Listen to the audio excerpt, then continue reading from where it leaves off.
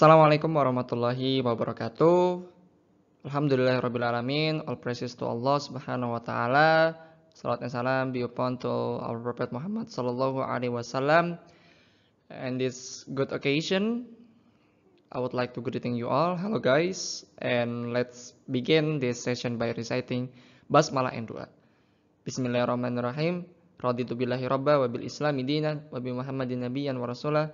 Rabbi zidna ilman warzuqna fahman. Okay, hello guys, welcome to Unires class. With me, Rafid Maya Barodi. In this occasion, we will learn about expression of advice and suggestions. Okay, in the introduction, I would like to give you some case. One case, I'm sorry. It is about when you see a performance and you try to evaluate the performance and then you try to express the disagree and you need to take action about evaluations. So that expression can be classified in advice and suggestions for a good performance in your perspective. So let's go to the expressions. Our agenda is understanding the weight of giving advice and example in English.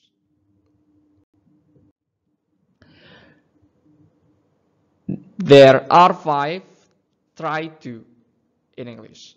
Try to advise in stronger way, try to make a suggestion, try to put yourself in the person position, try to use a modal verb, try to make into equations. Let's go to use a modal verb.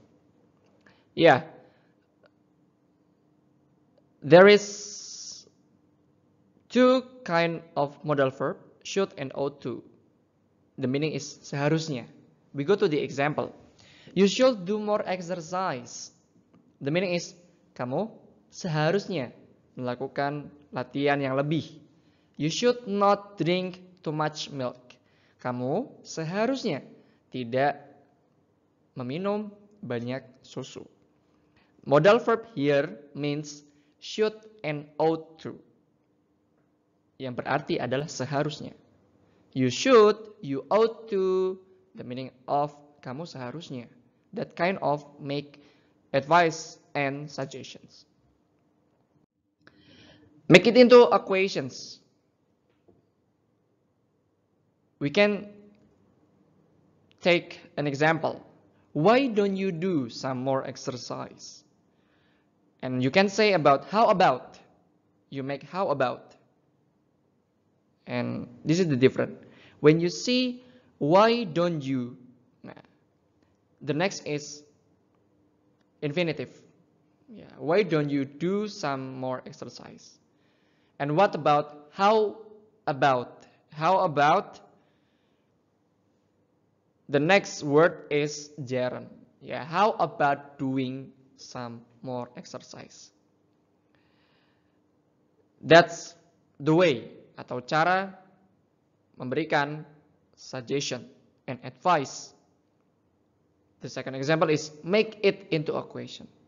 Why don't you do some exercise? Kenapa kamu tidak melakukan beberapa latihan lebih? That's simple way. The next is put yourself in the person position. Letakkan diri kalian dalam posisi orang yang akan diberikan nasihat atau suggestions.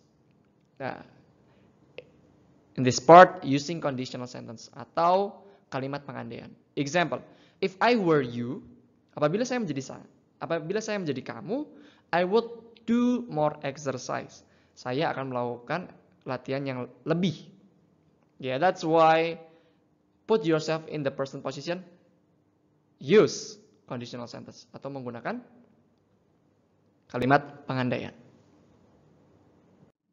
The next is make a suggestion with verb suggest, and recommend. And after verb suggest, you can add gerund. Let's go to example. I would suggest doing more exercise. Saya akan memberikan nasihat untuk melakukan exercise lebih. I would recommend listening music.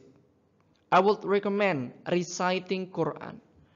I would recommend swimming in the pool. I would suggest cycling in the morning. That's why it's quite easy in make suggestions. Advice in the stronger way. You use expression you had better. That's the stronger way. Kalimat penguat to advise, untuk memberikan sebuah saran. You had better do more exercise before you start getting fat. Kamu harus melakukan latihannya lebih sebelum kamu mulai menjadi gemuk.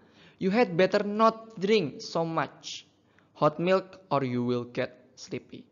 Kamu seharusnya atau lebih baik tidak minum banyak susu hangat atau kamu akan menjadi ngantuk.